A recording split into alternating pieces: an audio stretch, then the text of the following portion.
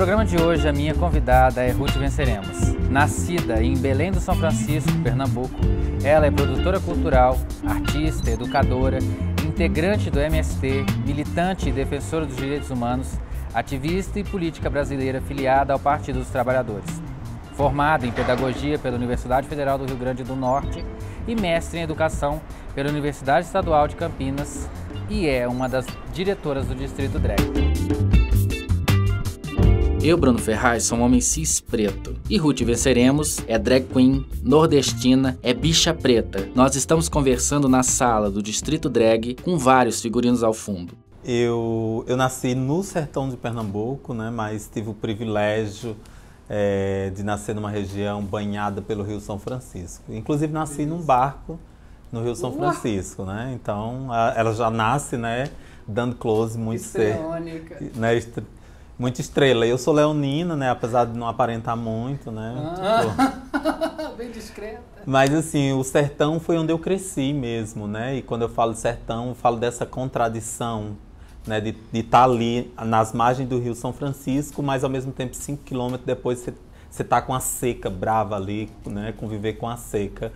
E então eu cresci, né, e me forjei como uma criança, né, que a gente diz como uma criança viada, em pleno sertão de Pernambuco, numa cidade chamada Santa Maria da Boa Vista, que é uma cidade que hoje deve ter em torno de uns 40 mil habitantes, então é uma cidade pequena. E na sua época, como é que era? Tipo, era quantos mil habitantes?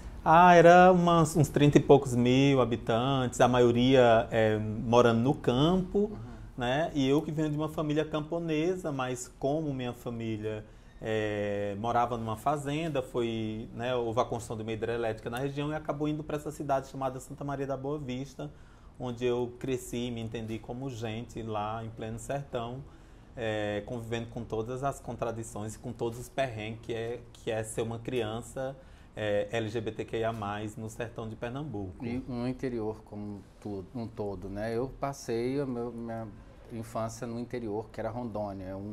É diferente, mas em algum lugar acho que a gente tem um eco, né? Essa vivência de interior. Eu venho de uma família de 12 irmãos, então eu venho de uma família grande, e a maioria homens, então imagina que eu cresci sendo exigido de mim uma masculinidade, né? E essa por masculinidade nós estamos falando do jeito de se comportar, para que tipo de trabalho eu estava sendo criada. E eu fui sendo essa criança, né? Que a gente diz criança viada no interior, correndo pela cidade e muito marcada, né? Eu não tinha consciência quando criança, tipo assim, do ponto de vista da minha sexualidade, quem eu era. Eu só queria viver como criança. Mas é óbvio, na medida em que você começa a brincar com as bonecas, todo mundo começa a olhar estranho pra você, assim foi em casa, assim era com os vizinhos. Todo mundo começa a dizer, o filho dela é diferente, o filho dela é diferente. E aí você tem que conviver com as piadas na rua, mesmo como criança, né?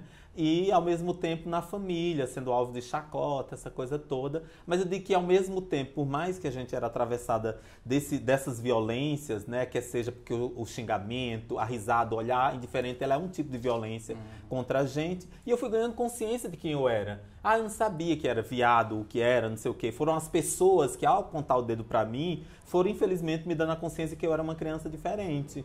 E eu cresci sendo essa criança que ajudava a minha família, sendo essa criança que ao mesmo tempo era alvo de chacota. Eu me lembro que na escola, eu era uma pessoa que eu chegava, era a primeira a ficar no portão da escola para entrar, e eu me lembro de uma cena que foi um outro estudante, uma bicha preta com cabelão black, pegava no meu cabelo e começava, é menino ou é menina? Sabe, assim, desde cedo, você acaba sendo um alvo, sabe, dessa violência fácil. Então, ao mesmo tempo que você convivia com essas situações, eu corria livremente pela cidade, sabe, assim, eu me banhava no Rio São Francisco. Mas eu quero saber a importância que a Ruth tem pro Erivan.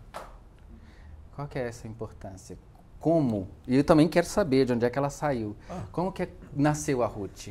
De onde é que ela vem e o que ela significa? Qual a importância dela? É muito difícil responder essa pergunta, não é uma pergunta fácil, assim. Porque sempre as pessoas perguntam se a Ruth ela é diferente do Erivan. E eu digo que um se complementa com o outro. Porque quem eu sou hoje, né, a existência dessa persona, ela é resultado também de um passado. De coisas que eu não pude fazer, de coisas que eu fui privado de fazer. E por muito tempo eu ficava me perguntando, quando nasceu a Ruth Venceremos? Eu digo que ela nasceu no Carnaval de Brasília, né? É a fala mais pública que eu tenho que as pessoas conhecem. Nasceu em 2016, no Carnaval, no Bloquinho. Não poderia ter nascido em lugar melhor do que no Carnaval, né? A alegria toma conta. Mas eu digo que a Ruth tem a ver com a minha história, com uma trajetória, com o caminho que eu percorri para chegar até aqui. Desde a boneca que eu desafiei a brincar, né? E ela é um ponto de encontro sobre muita coisa. Sobre eu ser uma criança preta, no interior, né? Que as pessoas olhavam para mim e diziam assim, olha Vera Verão, olha Lacraia. Sempre me remetendo a alguns personagens como sentido de chacota. E por algum momento eu tinha até vergonha quando as pessoas diziam assim, olha Vera Verão, olha, né? Olha Lacraia. E aos poucos eu fui me entendendo e eu fui tendo orgulho. Dizendo bem assim, não, olha... Quando eu via Vera Verão na TV, aquilo me inspirava a ver que tinha um corpo preto como o meu na televisão. E aquela coisa, a representatividade importa sim. Importa muito. E aí foi quando eu comecei a perceber, cara, e aí eu conversando com minha mãe, olhando algumas coisas do meu passado, com 14 anos eu me montei pela primeira vez para uma apresentação numa escola, na minha escola. Foi? Lá no assentamento do MST, sabe assim, na roça, como as pessoas dizem. Ia ter uma apresentação de conscientização sobre HIV e aí eu decidi, me montei para apresentar uma peça na escola. Cara, sem os recursos que nós temos hoje, obviamente, né? Então, a Ruth tem a ver com esse encontrar com o Erivan, com a criança que eu fui, sabe? E aí, no fundo, a Ruth é um olhar para aquela criança e dizer bem assim, você pode e você vai conseguir. Como foi que surgiu esse movimento? Como foi que surgiu essa parceria ali com o MST? Onde é que você encontrou? Como é que foi essa interação? Esse encontro tem a ver com a primeira pergunta que você fez, interior. O interior. É do interior? Do interior. O MST, o meu contato com eu tenho um contato com o MST aos 10 anos de idade, quando o MST faz uma primeira ocupação na região que eu moro. E aí minha família foi, né, assim, com uma família grande, o desemprego, né, na época muito forte, muitos irmãos, todo mundo tendo que trabalhar. E como minha família tinha origem do campo, quando o MST surgiu na região, minha família foi, né? Só que 2, 3 anos depois foi que de fato resolveu morar, acampar, morar embaixo de barraco. Então minha primeira experiência com o MST, né, eu tenho contato primeiro aos 10 anos e aos 13 anos minha família se muda de fato para um acampamento, porque estava muito difícil, né, a situação, e é lá onde eu encontro o MST. E eu percebi um espírito de coletividade, de solidariedade, desde o primeiro momento que eu cheguei no acampamento, que eu vi aquelas pessoas reunidas. E o que mais me chamou a atenção, sabia? As pessoas cantando.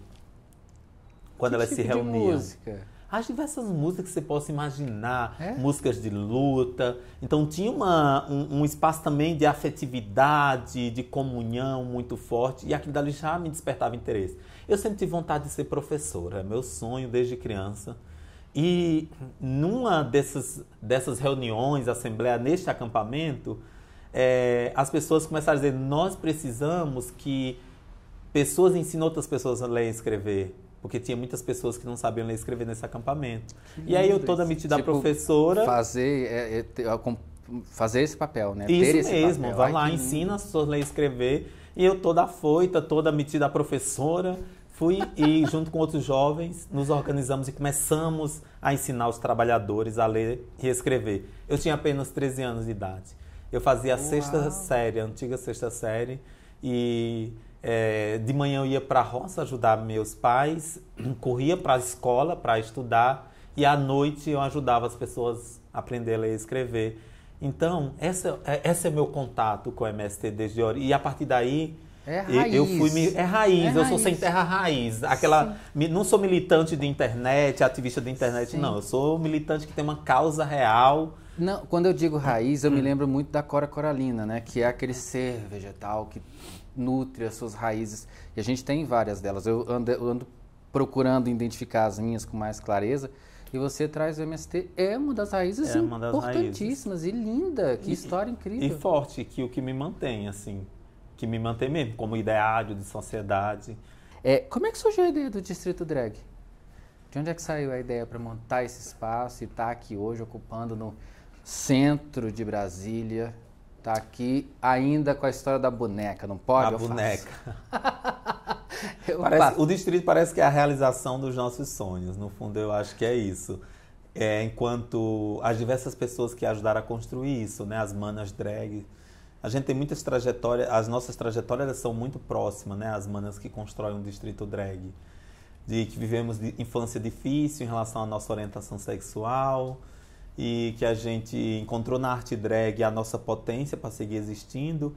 E pela minha experiência que vinha do MST, da dimensão da coletividade, quando eu cheguei em Brasília, eu sentia necessidade, do ponto de vista da arte, da gente ter algo que fosse mais coletivo, para que a gente pudesse criar um espaço que a gente pudesse se encontrar, para que a gente pudesse sentir que é a nossa casa e um espaço em que as manas elas pudessem chegar. Que uma das grandes dificuldades que nós drag encontramos na nossa trajetória é que muitas vezes as famílias não concordam com a arte que a gente faz, muitas vezes não concordam com o jeito que a gente vive e a gente não tem lugar para se montar. Então o distrito acabou sendo essa de construir um lugar onde as manas drags possam vir e ser quem elas são, possa ser um espaço que elas possam se montar, que elas possam trocar ideias e, para além disso, ser um espaço da própria comunidade LGBTQIA+. Então, a gente nasce em 2017. Uma das primeiras coisas que a gente faz é o calendário drag, no sentido de tentar unir... A ideia foi sua? A ideia foi nossa, assim, não tem uma...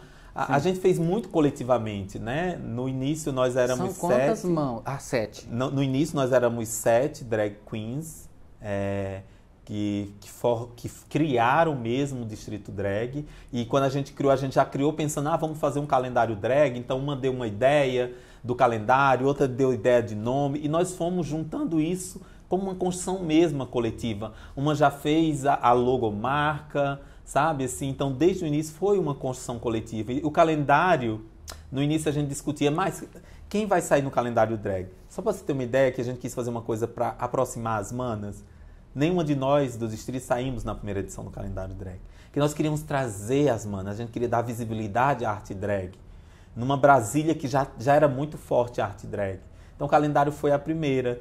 E foi muito lindo porque no lançamento a gente não esperava muita gente. E apareceu mais de 300 pessoas no Museu da República. Uau! E a gente já surge ocupando espaço público. Naquilo que você pergunta sobre o distrito. Ocupar o centro da cidade. E a gente surgiu exatamente ocupando o Museu Nacional com a nossa arte, dizendo o seguinte, esse é um espaço de todos os corpos, inclusive das LGBTQIA+. Quando a gente vem para cá, pro setor comercial sul, a gente no início discutia, não é melhor ir para a periferia? Em que lugar? A gente assim, nós queremos arte na periferia, nós queremos o nosso protagonismo na periferia, mas nós também queremos ocupar o centro da capital, a área central, para dizer o seguinte, vai ter corpos LGBTQIA+, fazendo arte nesse espaço? Sim. Aqui será um espaço de resistência, aqui será um espaço em que nós vamos dizer sempre, a bandeira colorida, a bandeira LGBTQIA+, vai estar e vai continuar hasteada no centro da capital do país. Que mensagem que você, a Ruth de hoje, de agora, gostaria de deixar para a Ruth do futuro? Que mensagem que você registraria? Essa é uma pergunta que eu quero fazer para todos os entrevistados desse programa. Para a Ruth do futuro?